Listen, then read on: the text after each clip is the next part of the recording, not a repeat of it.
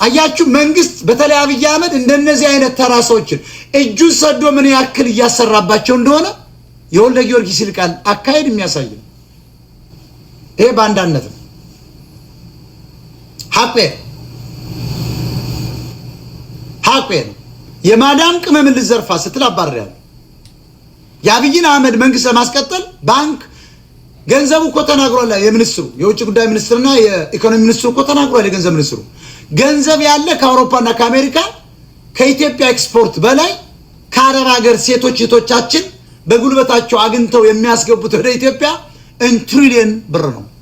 ዶላር አይደለም፣ ትሪሊየን በአመት ብር ነው። ኢን ቢሊየንስ ሳይሆን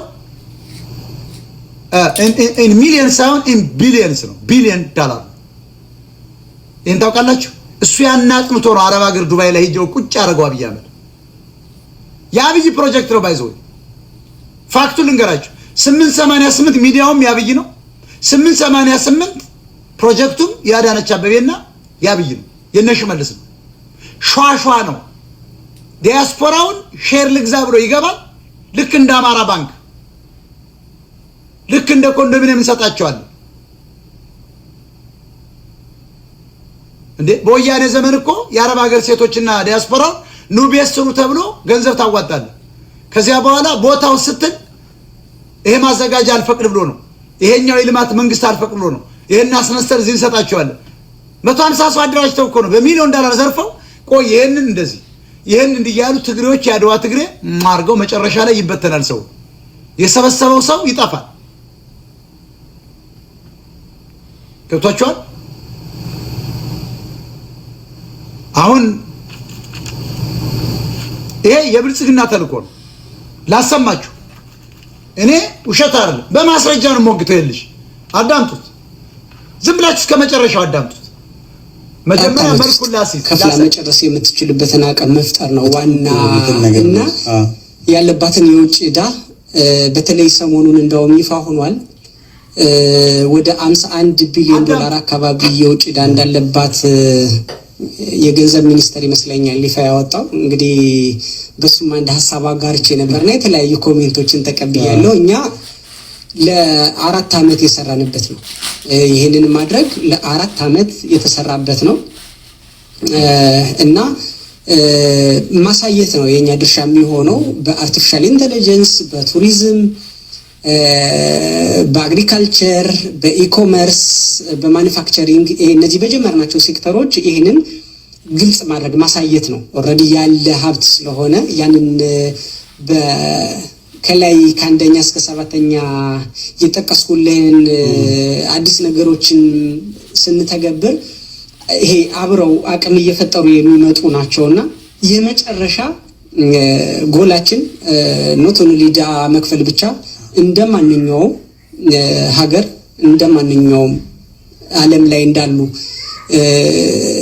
ተሞክሮ ያላቸው ሀገራት ለ135 ሚሊዮን ኢትዮጵያውያን የዜግነት መክፈል የምትችል አቅም ወይም ለ135 ሚሊዮን ዜጎቿ የዜግነት መክፈል የምትችልበትን አቅም መፍጠር አይደለም እምልህ ማሳየት ነው። የኛ ማውጣት ያንን ማሳየት ነው። መጀመሪያ መክፈል ብሎ ነበረ። ጄም ይሰማል። በሌላኛው ኢንተርቪው ላይ በሚዲያው ላይ በራሱ ላይ ምን ጽፏል? ቲክታክ ላይ ምን ተናግሯል? በ4 አመት የኢትዮጵያን ብድር ከፍላለሁ ነው ያላል። ባመጣው ቴክኖሎጂ አበልጽጌ ነው ያለ። አሁን ደግሞ ምን አለ? ማሳየት ነው። በኤአይ፣ በቱሪዝም፣ በአግሪካልቸር፣ በኢኮሜርስ፣ በንግድ በምን ማለት አየው ምን ያህል እንደሚያታላየው ስማ። ይሄ የመንግስት ፕሮፓጋንዳ ልሳን ነው። የመጨረሻው አላማችን ማለት ነው ሞት ወይም ስኬት ብለን አቀደን እየሰራን ያለነው በ888 ለባለጸጋነት ስለሆነ እንግዲህ ያንን ባለጸጋነት አሳካባቸዋለሁ ብዬ ያሰብኋቸው በተለያየ ጊዜ ያጋራኋቸው ቅዠት የሚመስሉ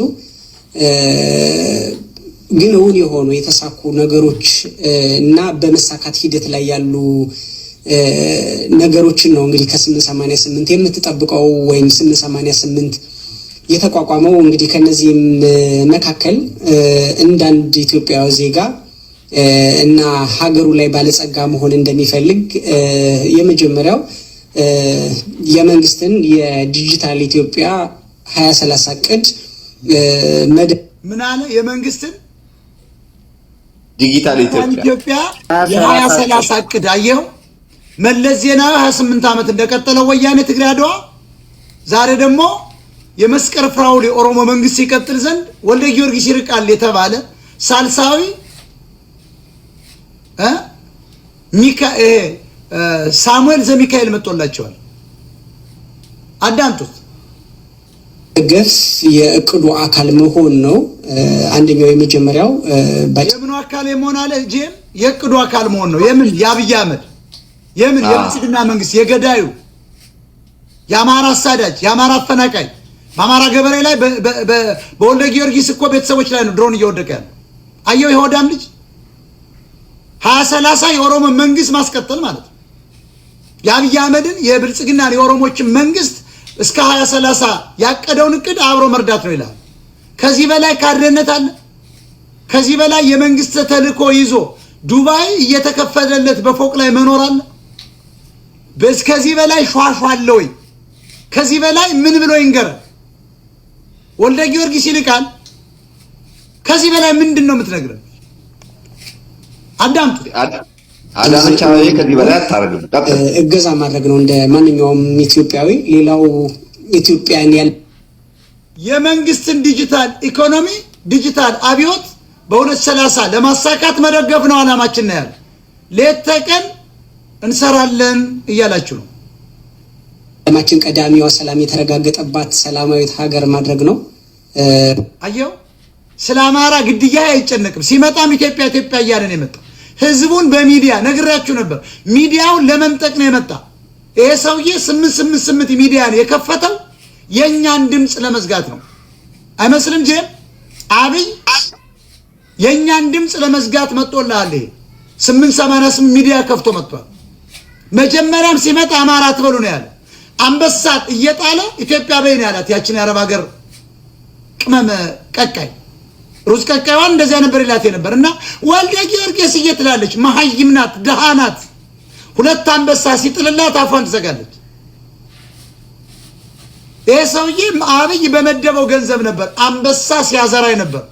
ገብቷል። ይህን ስራ ለመስራት $100,000 አቅዷል። አይደለም እንዴ? $50,000 በላይ ይሄ ሰውዬ አልሰጠም። እስቲ የትኛውን የረዳውን ሰው አምጡልኝ። አልረዳም። አንበሳ ነበር ሲሰጥ ነበር። ትልቅ ፔጅ ውስጥ ገብቶ ያረጋል አንበሳ። ስሙን እየገነባ ነው የመጣ። ዝም ብላችሁ የዚህ ልጅ ሿሿ የአብይ አህመድን የአዳነች አበቤን ሿሿ ተመልከቱ። በ4 ዓመት ውስጥ ከፍላ መጨረስ የምትችልበትን አቅም መፍጠር ነው ዋና እና ምናለው ያለባትን የውጭ ዕዳ ምንድነው ያለው መፍጠር ነው አለ። ጄም መጀመሪያ ከፍላለሁ ሀብታም ነኝ ሲል ነበር።